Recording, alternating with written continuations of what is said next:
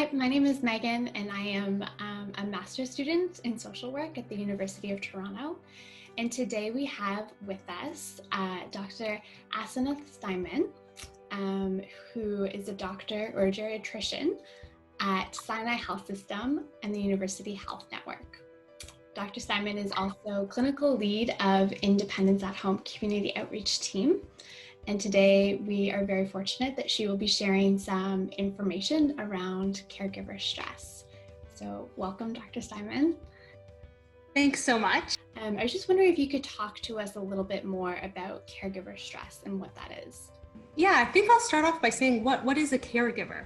So a caregiver is really anybody who is giving any sort of physical or emotional support to a loved one, a friend, a parent, a partner, a neighbor even. So it's really to be open to anyone. As long as you're that person giving that support, you are a caregiver.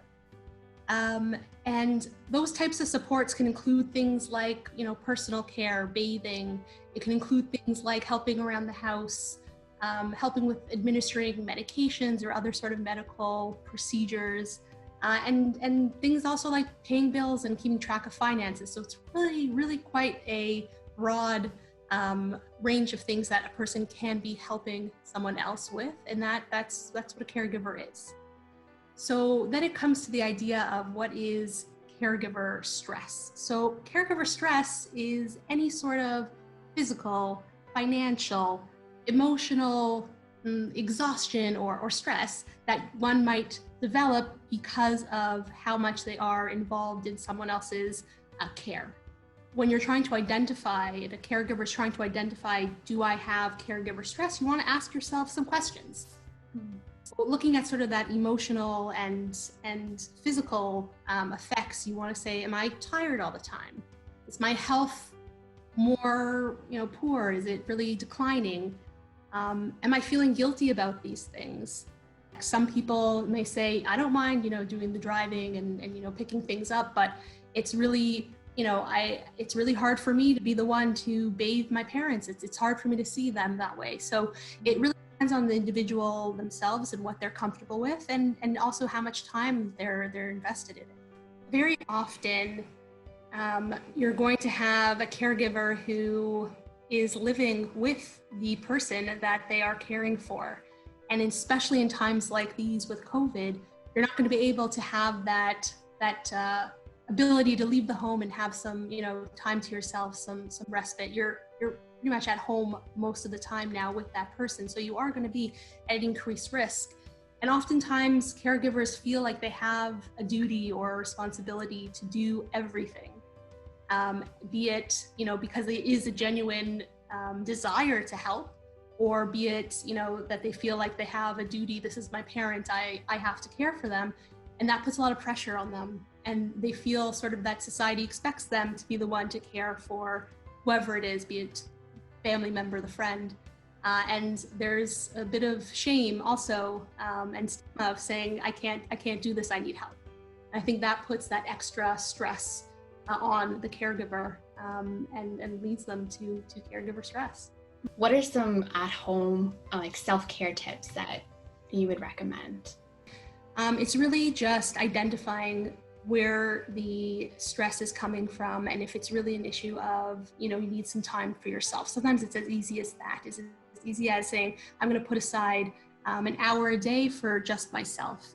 And so that could be something like going upstairs, going from a different room, closing the door, music,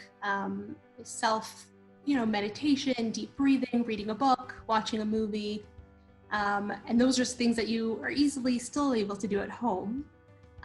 Other times it's more so that you might need to actually reach out and have someone come in and sort of get some respite so that you can have that time. If you're taking care of someone with dementia or memory issues, you have the Alzheimer's Society of Toronto or of other regions.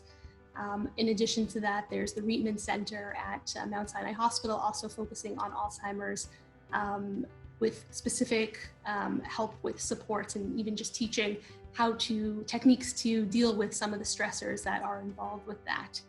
Again, in Toronto, also we have the Toronto Senior Helpline, which is also focused more on older adults, and that's just resources of things in the community in Toronto, which is available. In general, there also is the Ontario Caregiver Organization, which has an Ontario Caregiver Hotline, which is available for any caregiver of any, from the range of, caring for young people all the way up to older adults and all the different situations that are involved with that. So that's a great resource as well. The other thing you have to think about and not forget is that the financial burden of all of this. So there are disability tax credits that one could apply for if you are a caregiver. So that can also help in the financial aspect, which is very, very important. Just acknowledging that there is stress and caregiver stress, and that the amount of time and effort that these caregivers are putting in is substantial and important, I think is really really incredible part of their beginning to accept and look for some help and acknowledgement. And the other thing that I think they find, that a lot of the caregivers have found helpful, is when they are able to get some extra support with their loved ones, that gives them time to themselves, be it, 2 hours a week, be it, that they can go out to, even to just, grocery shop on their own. It's something that they really find very, very helpful. And I think that's one of the most, what I found is things that they really appreciate. Thank you so much for being here and sharing this information. So I really appreciate you joining us today. Thank you so much for having me.